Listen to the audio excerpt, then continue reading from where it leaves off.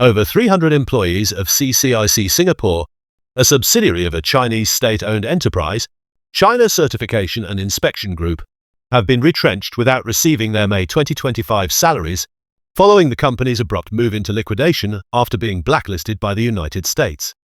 The sanctions, announced on 13 May 2025, targeted 15 companies, including CCIC Singapore, which the US Treasury Department accused of helping obscure the origin of Iranian oil shipped to China. The firm reportedly provided inspection services during ship-to-ship transfers of sanctioned oil cargo, including one involving 2 million barrels of Iranian oil. CCIC Singapore, founded in 1989 and located at Singapore Science Park, is a wholly owned subsidiary of China Certification and Inspection Group, a Chinese state-owned firm under China's State-Owned Assets Supervision and Administration Commission. Affected employees were formally notified of their retrenchment on 30th May, with terminations effective the next day.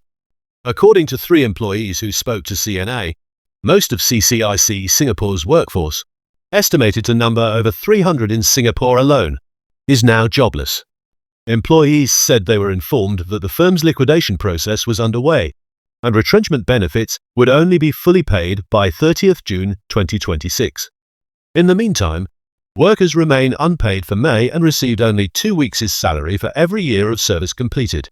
Surveyors and operations staff expressed frustration over the severance arrangement, noting that many relied on overtime and allowances to supplement basic pay. Junior surveyors earn less than 1,000 Singapore dollars monthly in base salary, with senior surveyors earning up to 1,500 Singapore dollars. Speaking anonymously, employees expressed anger over the handling of the retrenchments. They described communication from management as inconsistent, citing internal emails that promised job continuity and transfers to a new entity, only to be contradicted within a day. On 14th May, an email from Human Resources assured employees of legal support and plans to establish a new company, backed by the Beijing headquarters. Staff were told they would be transferred without disruption. However, the following day, a second email urged recipients to disregard the earlier message. Subsequent internal communication revealed the company was downsizing and unable to pay retrenchment benefits due to frozen bank accounts. The firm's managing director later traveled to Beijing for discussions, though staff were not informed of any resolutions before receiving their termination notices. In an email sent to media on June 6 by a staff representative, employees highlighted several grievances: non-payment of wages, inadequate severance packages, lack of transparency, and absence of support for job placement. The letter described the situation as a breach of Singapore's Employment Act. Over 300 individuals and their families face immediate financial distress, the letter read. This situation causes significant anxiety and hardship.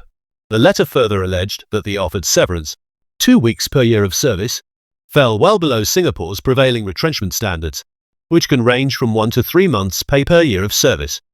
Employees also criticized the firm's leadership for failing to provide any apology or assurance, and questioned why CCIC's parent company had not intervened to ensure obligations to Singapore staff were met.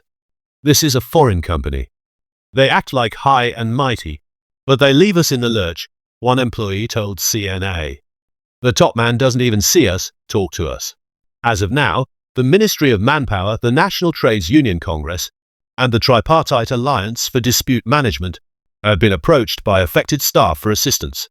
CNA has also reached out to CCIC Singapore, its parent company CCIC in China, and relevant authorities for comment. No responses have been published as of the date of this report. The sanctions imposed by the US include a freeze on all US-linked assets of sanctioned entities and block any business engagement involving the US financial system. The US Treasury claims that Iran's illicit oil trade supports weapons development and terrorism, and CCIC Singapore was directly involved in enabling these operations by providing falsified documentation and inspection services. With Singapore-based assets unfrozen, affected employees have also questioned why local resources cannot be used to cover immediate financial obligations, such as salary arrears.